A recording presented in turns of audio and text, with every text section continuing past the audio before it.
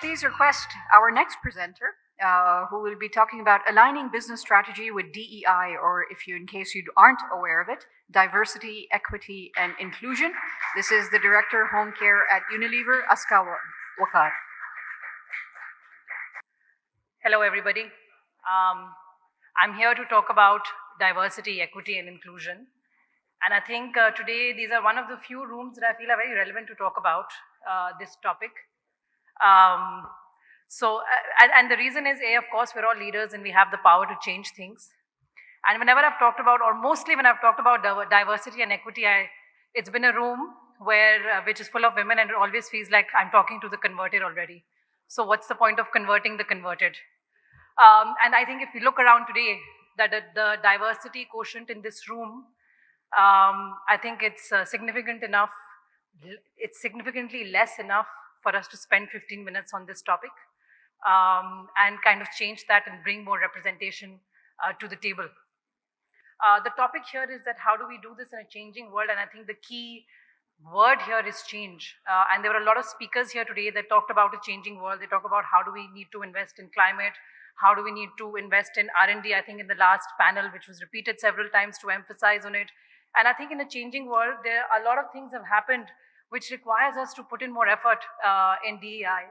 And I think one of the key points is that we operate in a society that has a contribution of these people that includes different kinds of people, be it gender, be it different characteristics, be it different physical abilities, mental abilities.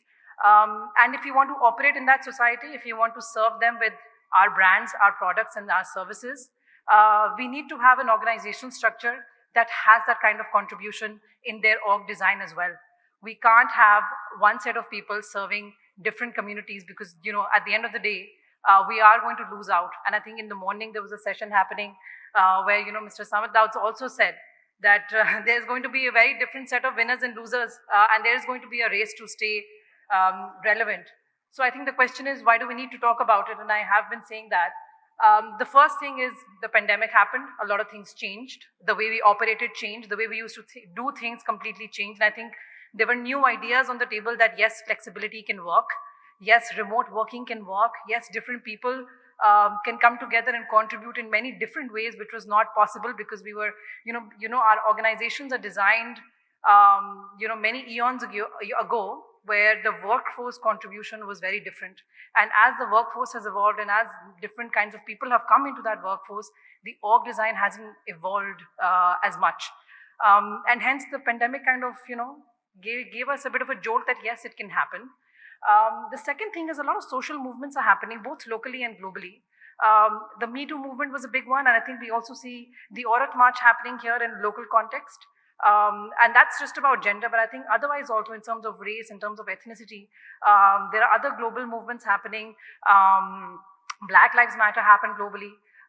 There are different communities. The trans community has also been very active here. And all these groups want to be heard, all these groups want to be represented. So, the social movements have also kind of triggered for us to think more on this, to act more on this. And I think the people we are talking to, they're more woke. And what that means is that they're more concerned about what the business stands for, about what our product stands for. And I think the priorities of people have changed. I think a couple of years ago, when you would evaluate a job, you would say, oh yes, it's a big name, it pays well, I'll go for it. But I think the reward is not the only thing that people are now looking for when they join your organization, or even when they buy your brands and participate in the services that you offer. They want to know what you stand for. They want to know what your company stands for. What is the DNA that makes up your company? What is your ethos? What are your values? And I'm a marketeer by profession, and I think that's the language you'll see all around you. There were a couple of Shahnans that were playing before during lunch break. Where people are not only evaluating the choice of brand based on its quality and price, but they're also evaluating that choice based on what it stands for, where was it sourced, was it ethically sourced, what are the kind of people that belong to it, that make it, what are the kind of labor policies that they have. And I think very similar conversations are also happening on climate on one of the panels. And I think one of the question was, do we invest in it? Because at this point in time, when the economy and the infrastructure around some of the recyclability and the circular economy around this hasn't come into place, I think it's not about investing, and the question is not about investing or not. The question is that if you want to stay in this business and sustain your company, your brand, your product, your organization, you have to keep yourself relevant. And the future youth, the people who will become part of your consumer base, of your employee base, in order to stay relevant, you have to go into that direction. Otherwise, as I said before, they're going to be very different winners and losers, and the way we evaluate things will change. And hence, we need to talk about it, and hence, we need to give these 15 minutes in conversations like these to talk about these things. And hence, as I said, because of COVID, the employers have completely, and all the other shifts that are happening, the relationships that they had with their employees, their consumers, their stakeholders have completely changed. And now they want to give an equal platform and create conditions that makes everyone feel welcome and included. These are the 3 topics that I'm going to cover, and I'm not going to read through them. I think all of us here, sitting here, know what they mean. Diversity is, of course, diversity of characteristics, and I talked about them. Inclusion is making sure all voices in the room are heard. And even when you hire from a diverse background, you have to make sure that they are heard, their contributions are brought to the table. And then there is equity. And I think equity is a very interesting topic, and I would like to spend some time here.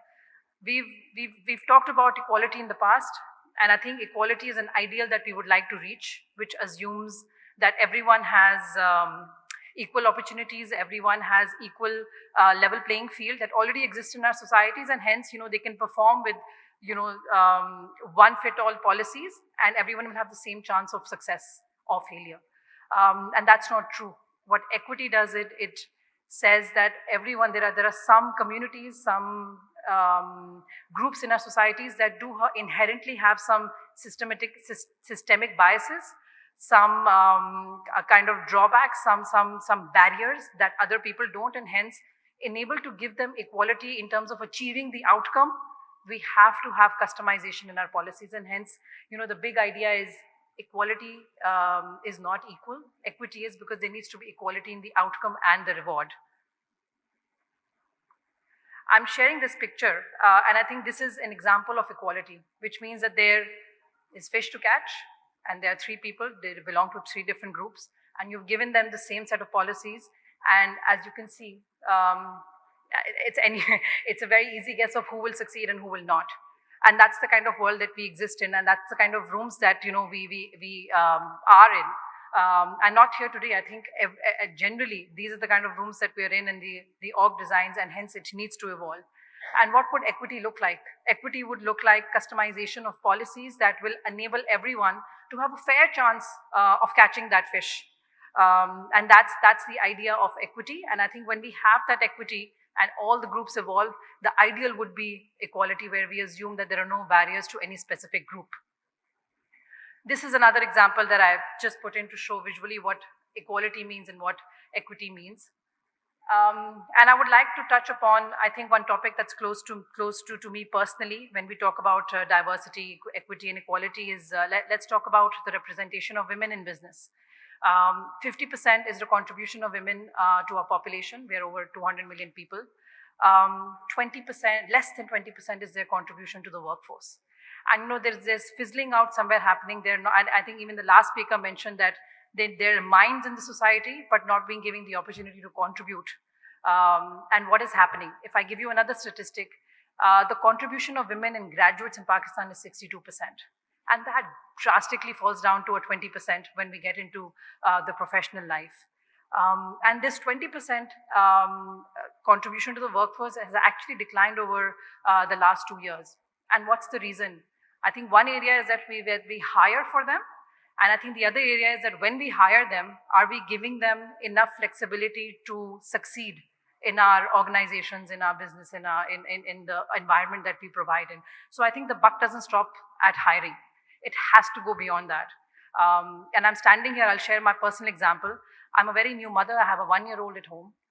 The way I used to, and I've spent more than 12 years at Unilever, and the kind of environment that I needed to flourish before this big change in my life that happened a year ago was very different than the kind of environment that I need now. And if I'm not provided that environment, there is going to be attrition. You will see high turnover rates. And I think even in an individual life, be it a man, be it a woman, be it anybody else, you go through different stages of life. You're all sitting here, you've gone through different stages of life. And I think there needs to be conversation in terms of saying, how can we provide that flexibility and how can we enable people to get their contribution, have a seat at the table and support the strategic objective of the company or wherever they are contributing towards.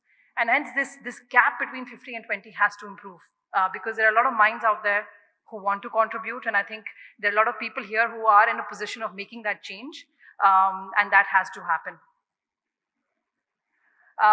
These are and I said, I've taken an example of gender diversity, but I think this diversity spans across. There is gender diversity that happens in terms of people who need special physical flexibilities because of some limitations, or well-being flexibilities, or kind of flexibility in terms of timings, etc. But what is also important is when we give these flexibility, what the organization needs in return is trust.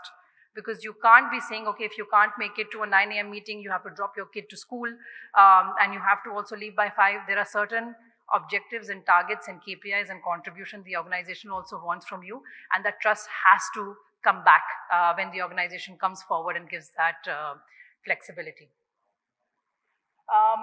Why do we need to build EDI? What is the business case here? Are we just talking about it because it's in trend and we want to be known as a company that has diversity, that has more women sitting, more different communities sitting?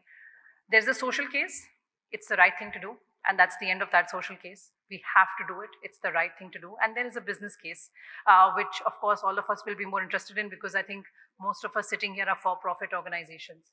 Higher levels of team engagement, higher productivities, more retention of talent. And I think when you go one step in terms of giving some flexibility, the return and the productivity increases multifold. That's human nature, because you feel cared for and you feel adjusted for and helped in terms of bringing what you need to bring to the table.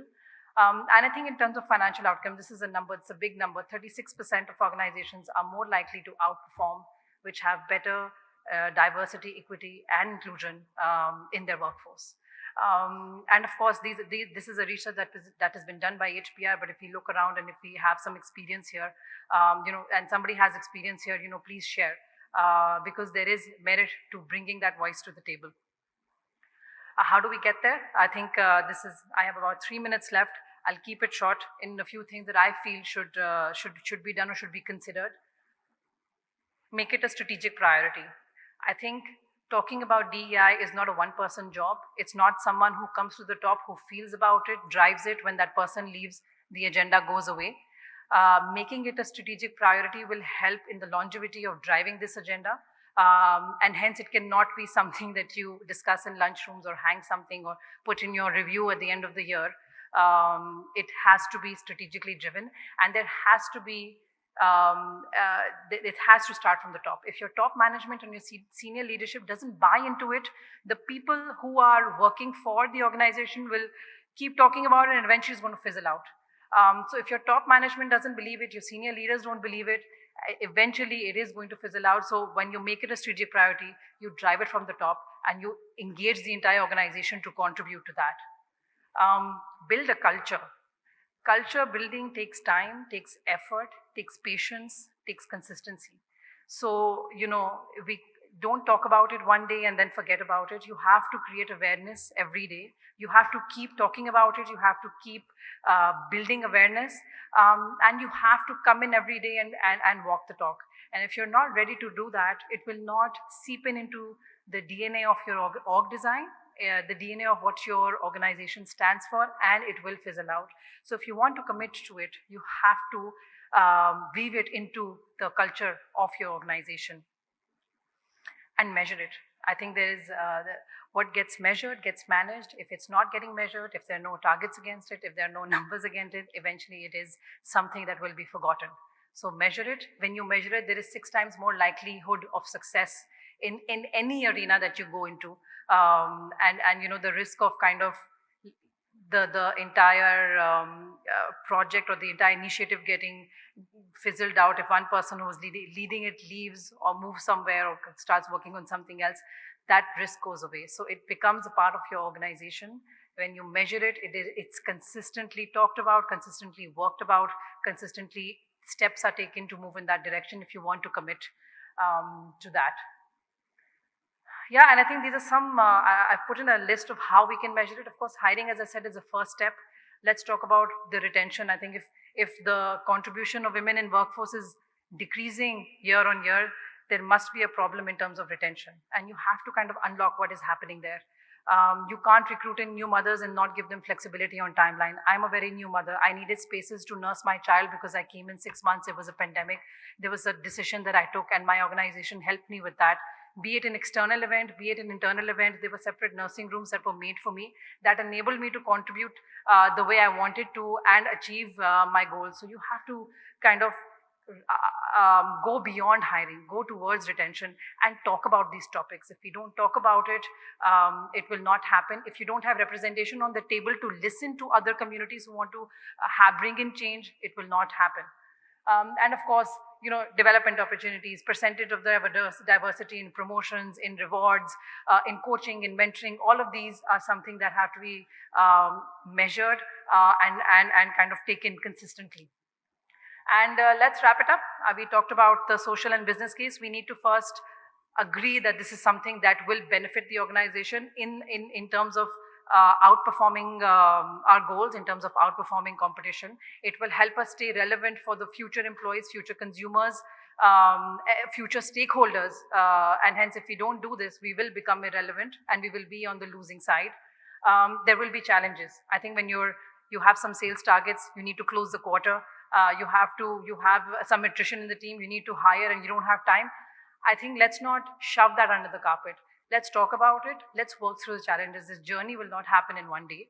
And if there are challenges, let's try and work. Maybe you can't do 100% in the first go, but if you talk about it, take some steps, build some maybe succession pipelines on diversity and DEI, that will help overcome the challenge next time. So challenges should not set us back.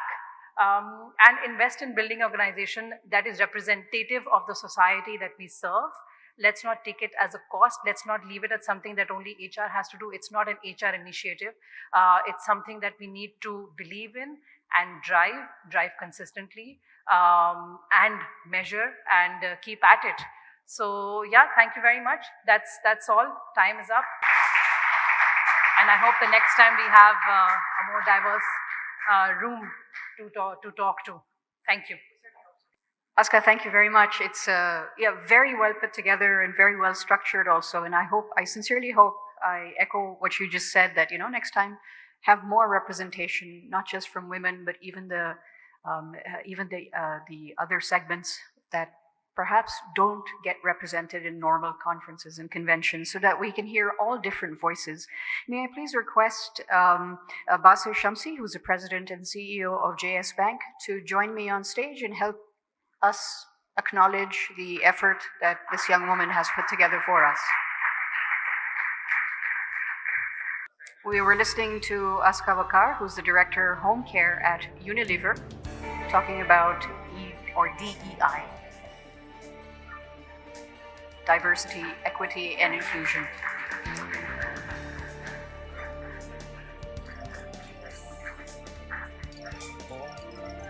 Thank you very much.